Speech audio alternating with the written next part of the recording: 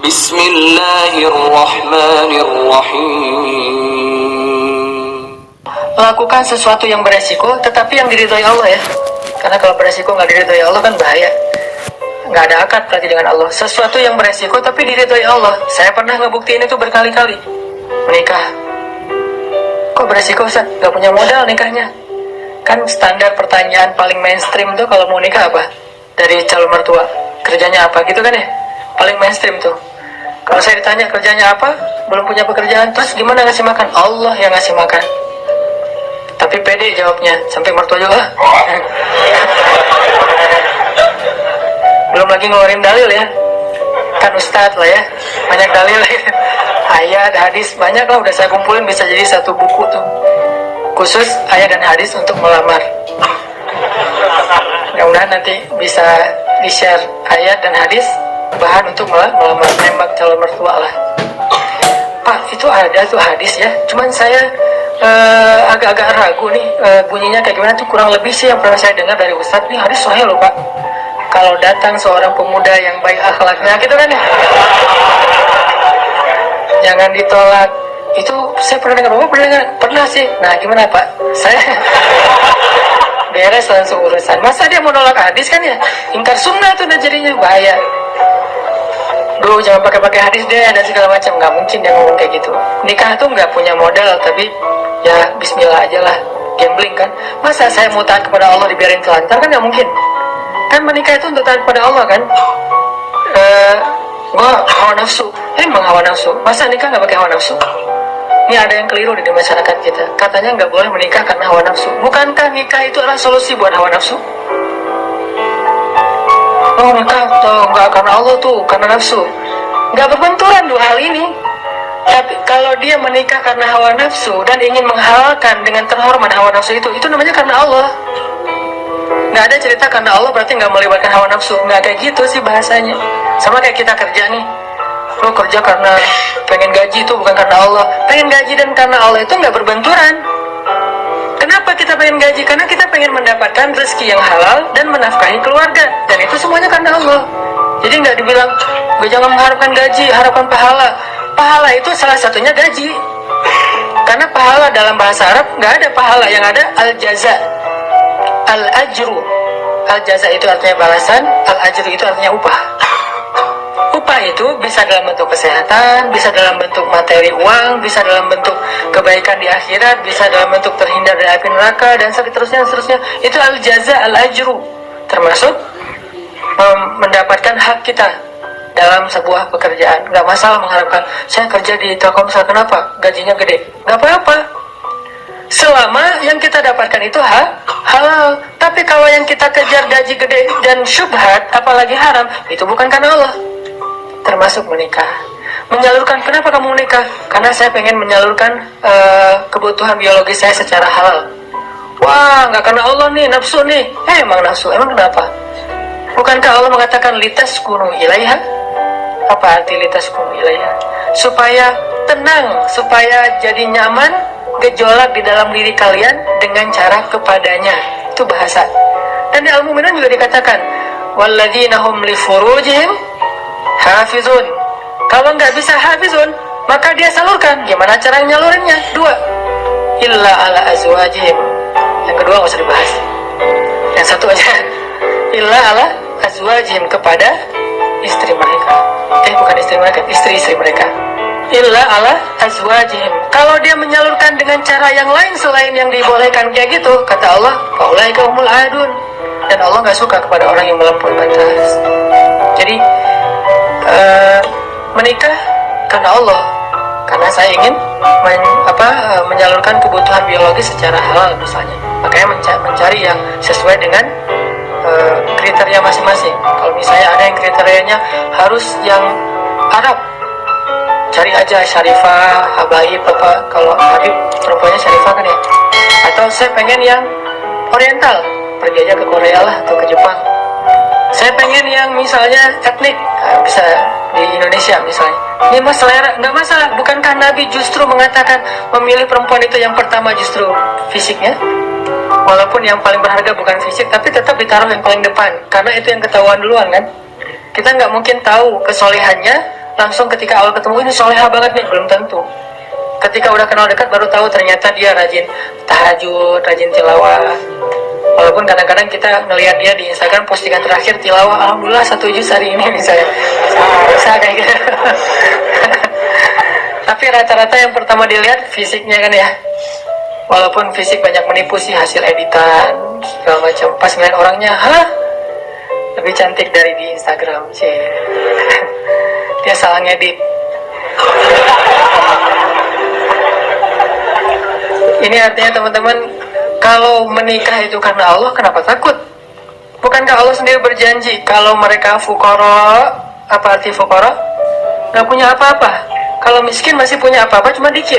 Kalau fuqara gak punya apapun. Allah yang yughniyahumullah, Allah yang akan mencukupkan kebutuhan mereka. Oh, Allah yang cukupin, ya udah selesai. Nikah, datang, yuk nikah yuk. Gak gitu sih caranya. Terlalu polos kayak gitu mah pasti ditolak lah. Adalah trik-triknya pasti teman-teman udah mempraktekkan, kalau nggak pasti berstatus masih jomblo ya. Jomblo itu kurang kreatif menurut saya. Kalau yang udah nikah pasti kreatif banget, tahu banget cara-caranya gimana ya. Alhamdulillah berhasil. Setidaknya untuk dia berhasil setelah puluhan orang yang gagal misalnya. Kalau yang jomblo nih kayaknya harus latihan nih, belajar kepada yang udah nikah, nanti di kantor sambil istirahat sharing deh, gimana dulu lu nembak calon istri, gitu aja, gimana gitu aja, tahajud dulu. Ya Allah yang membolak-balikan hati dia memang ada di dalam tubuhnya, tapi pemiliknya bukan dia, tapi Engkau ya Allah. Setahu saya nih, dia kayaknya hatinya ke si fulan, ya saya mah gak bisa kecuali dia. Ya Allah, ya Allah, ya Allah. Akhirnya berhasil, dan saya ngebuktiin itu banget. Saya sering bilang, saya itu bukan tipe istri saya loh. Sangat bukan tipe istri saya. Ada 4 hal yang pantang buat istri saya, 4-4-nya ada di saya. Subhanallah. Kok bisa berhasil, Ustaz?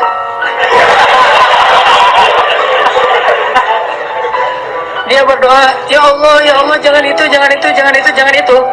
Saya cuma berdoa sekali, ya Allah, please yang itu. Ternyata tiba-tiba ya, kelepek-kelepek, gak berhasil dia. Saya tanya, kenapa kamu milih saya? Bukankah 4-4-nya ada pada saya? Pertama, gak mau orang Sumatera. Katanya orang Sumatera itu keras. Saya dulu orang Sumatera itu keras. Orang Aceh, Sumatera, kuliah di Mesir. Dan Mesir mah Sumateranya Arab. Kan Arab juga ada Sundanya, ada Jawa ya.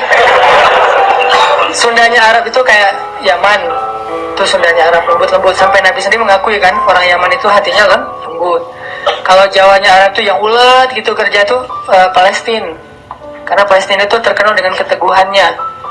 Tapi kalau Sumateranya Arab yang ngomongnya keras gitu, belak-belakan, spontannya luar biasa, itu Mesir banget. Di Mesir nggak ada ceritanya kita nunggu damri, itu nggak ada. Yang ada ngejar damri. Kita nunggu di halte, damri ngeliat kita makin iseng tuh, dicepetin. Mahasiswa cepat gitu. Kita lari ngejar. Yang nggak biasa naik damri itu mahasiswa Malaysia, karena mereka kan beasiswa dari kerajaan, sehingga dianjurkan jangan naik damri, naik taksi. Tapi kadang-kadang mereka kehabisan duit juga naik damri. Begitu turun berlawanan arah, itu ngegelundung tuh. Kita di atas ketawa-ketawa aja, Malaysia. Bukan negaranya ya, orangnya karena terbiasa naik taksi, naik MRT. Dan kita mah damri, desak-desakan. Kalau udah ramai di dalam damri marah-marah, sallu ala Nabi, udah sallallahu alaihi wasallam. Cara paling sederhana mendamaikan orang di Mesir itu suruh salawat. Humar segala macam. Mereka kalau ngomongnya kasar tuh nyebutnya humar, keledai. Karena keledai itu kan simbol hewan yang bodoh di Al-Quran kan. Ya humar gitu dan segala macam humar. Sallu ala Nabi sallallahu alaihi wasallam. Mulai lagi gitu. Tapi pas salawat mereka bisa cooling down dulu dikit. Saking menghargai Rasulullah ya. Kadang-kadang ada juga yang sambil marah. Sallallahu ala Nabi sallallahu alaihi wasallam. Di Mesir, orang Sumatera kuliah di Mesir, kebayang kan? Udah Sumatera itu mungkin agak keras, kuliah di Mesir, jadi wataknya tuh terbentuk dengan 2 negeri. Alhamdulillahnya ketemu orang Jawa yang mungkin beda banget dengan Sumatera. Gak mau dia orang Sumatera, saya Sumatera. Sumatera, Aceh pula. Dan Aceh di tempat markasnya GAM, Aceh PD. Dan itu kan GAM dulu banyak di situ ya. Terus yang kedua, nggak mau yang kulitnya dof.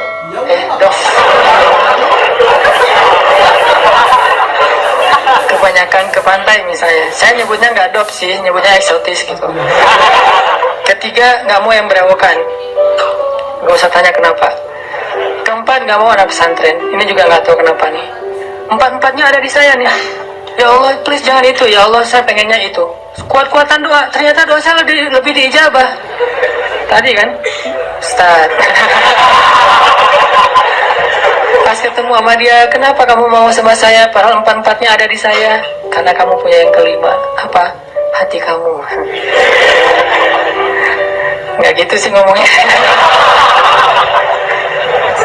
Yang jujurnya bukan itu mah versi jaim ya. Kalau versi jujurnya, kenapa? Karena kamu pelet gitu ya. Peletnya pakai apa? Pakai Al-Quran. Begitu ketemu, Bismillahirrahmanirrahim. Ria-ria dikit lah. Tapi ria untuk kebaikan kan, biar dapat seseorang yang sesuai dengan isi hati. Ngeklik langsung, ya Allah, berhasil.